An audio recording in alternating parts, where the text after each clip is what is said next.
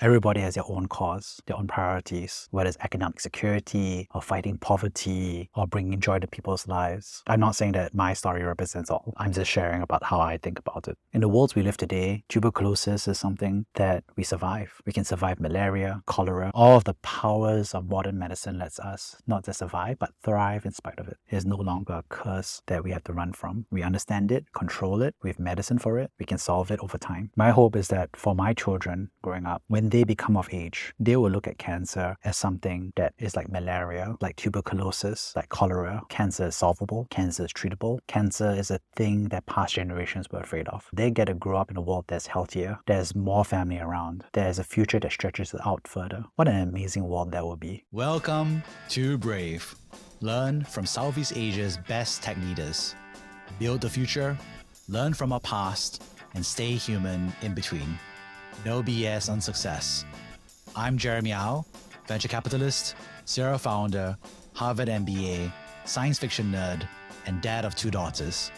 Every week, we debate startup news, interview changemakers, answer listener questions, and share personal insights. Join our movement of over 40,000 members and get transcripts, resources, and community at www.bravesea.com. Stay well and stay brave. Evo Commerce sells premium affordable supplements and personal care electronics, operating in Singapore, Malaysia, and Hong Kong. Strive brand sells salon-grade quality products for home use and using direct-to-consumer channels through its online retail channels and physical shops. BBAC is the leader in hangover remedies in over 2,000 retail outlets across the region. Learn more at bbac.co and stryv.co. I've been having dinner with many friends who are curious about my recent job transition. They are curious about why I joined a Series A startup called Lucence. Since I've been sharing this with so many people, meals and walks, I figured I might as well share this with you. So here are 3 reasons why I've joined Lucence. The first reason is that I really love the mission. Lucence is described as a precision oncology startup using AI to detect and identify profile cancers with a single blood draw. In layman terms, a human goes to a doctor. The doctor takes a single draw of blood, which is then sent to a lab. The lab processes it, converts it into a code, and uses AI to detect whether you have cancer and what type of cancer it is. The first line of this product was used for late-stage cancer patients who urgently need to identify the exact mutations of these cancer tumors and figure out a personalized treatment plan that is based on the DNA mutation profile of those cancer cells. This is of course much more convenient, timely, and in-depth compared to a normal tissue biopsy. The second product line is for healthy individuals who want to detect cancer early. With a single blood draw, with this simple blood test, you can now detect 50 types of cancer in their early stages. This is groundbreaking because the standard approach is for a patient to go for an ultrasound, an X-ray, blood tumor markers, blood fecal tests, colonoscopy, all kinds of different things in order to triangulate and try to detect cancer. The awkward reality is that most people delay or procrastinate on these tests, or that it's way too inconvenient in terms of time and man hours and ping-ponging across different appointment schedules. And the vast majority of people really detect cancer too late. 78% of lethal cancers are detected too late. However, detecting cancer early allows for much better outcomes for treatment and increases the survival odds by 4 times. This is a very long way to say that fundamentally, this startup is about fighting cancer and saving lives. This is an incredible mission. Many of my friends know that I've spent many years consulting for community and health organizations on a pro bono basis. This is a great way to increase life. By detecting cancer early, treatments become more efficacious. There's less stress on humans, on their families. Lives are saved. Families get to continue being whole. Society benefits. What my old friends know from junior college/high school is that my girlfriend passed away. At that time, I had no idea what she had died from. She passed away in a sudden bout across 1 week. It devastated me, and I was angry and frustrated and grieved, and it changed me as a person to really focus on what's important in front of me. My family, my friends, my community, in doing good work, in being purposeful. Life is short. It took me almost 20 years to eventually find out that she had passed away from lymphoma, which is a form of blood cancer. I remember finding out and just walking out with this stunned expression on my face because I realized that I had really wanted to know, and I had been so frustrated for so many years that I didn't know. It wasn't an act of God, it wasn't bad luck, it was a named disease. Finally, an enemy that I know. It's biology gone wrong. It's a problem that can be fixed. It's an experience shared by millions across the world. So when this opportunity came to fight cancer, it resonated with me both professionally and personally to really make a difference in people's lives. Also, get a little revenge along the way. The second reason why I joined Lucence was really about being the dumbest person in the room. When I am in a meeting room discussing our product and roadmap and DNA and next generation sequencing, I'm learning so much. Yeah, I have a Harvard MBA, and yes, I have a lot of experience in consulting and finance and management consulting and getting stuff done. Yes, I have been a founder, and yet I'm learning so much. This is a domain of knowledge that I had been interested in. Back in secondary school, middle school, I had wanted to eventually become a vaccine scientist and medical researcher. I learned that that was not a pathway for me because my academics sucked back then and it wasn't a good fit for what I was interested in. Still, it's a domain of knowledge that I've always been personally curious about.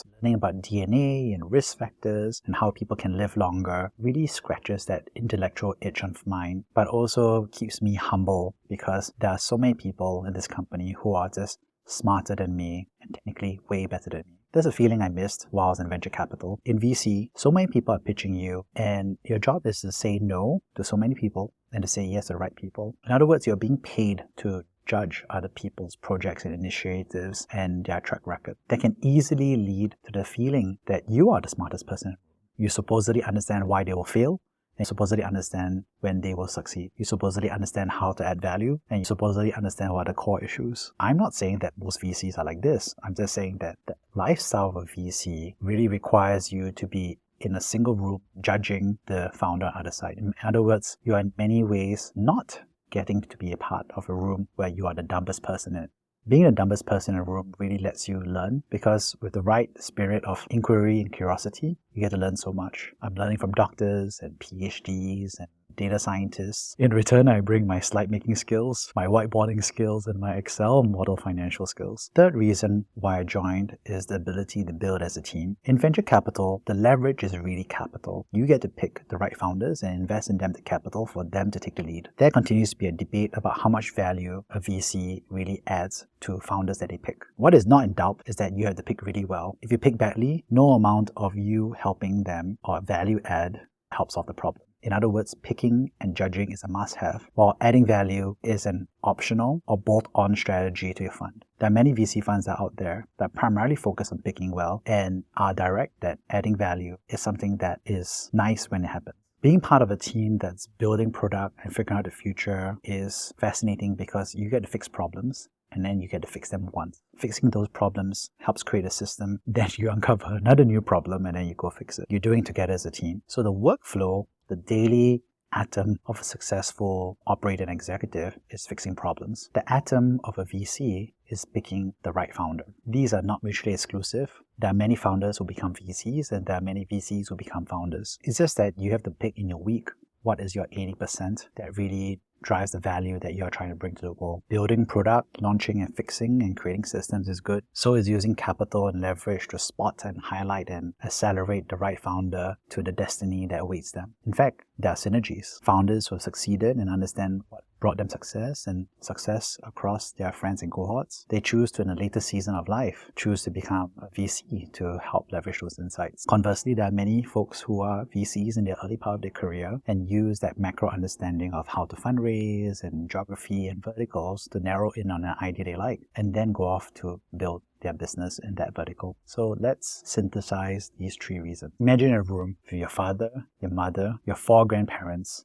and your 2 best friends, 8 of them. Across the 8 of them, 2 of them will eventually develop cancer in the course of their lifetime. It sucks. It's scary. It causes so much pain. So why not take the risk? So I felt that pain very early in junior college. What I now realize is that millions of other people around the world felt exactly the way I did. They just felt it at different times. Maybe it was their parent, maybe it was when they were older and it was a sibling that got through it. It could be their spouse, it could be a child of us. All of our lives have been touched by cancer. I felt alone back then. Now I realize that I'm just one of the many people who have shared the experience of being a caregiver, of being a survivor, or feeling helpless. Can you imagine if cancer was a person? A person who walked into that room with your 8 relatives and best friends and effectively stabbed 2 of them. What would you do to that person? I would strangle that person. I would fight for my family and friends. No retreat, no surrender. I wouldn't run away from somebody who who wanted to take away 2 of the lives of the people who are near to me, I would fight my hardest. You would too. The difference is that when it's a person that's coming after your family and friends, you know that you can do something about it. When it comes to cancer, we have that sensation of helplessness. That is not something that we can fix. It's something for the doctors to deal with. It's something for us to pray about.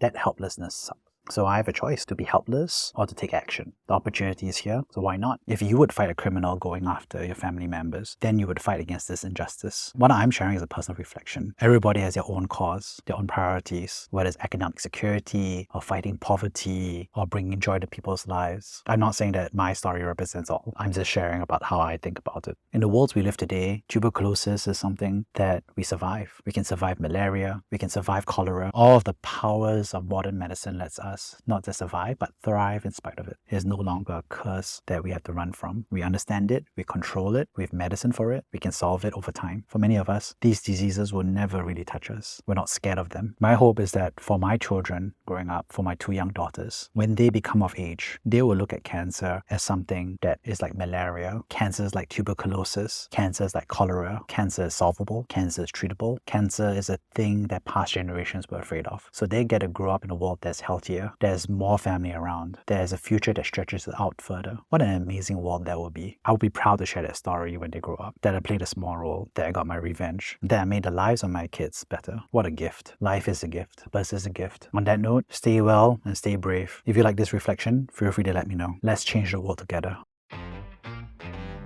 Thank you for listening to Brave. If you enjoyed this episode, please share the podcast with your friends and colleagues. We would also appreciate you leaving a rating or review. Head over to www.bravesea.com for member content, resources, and community. Stay well and stay brave.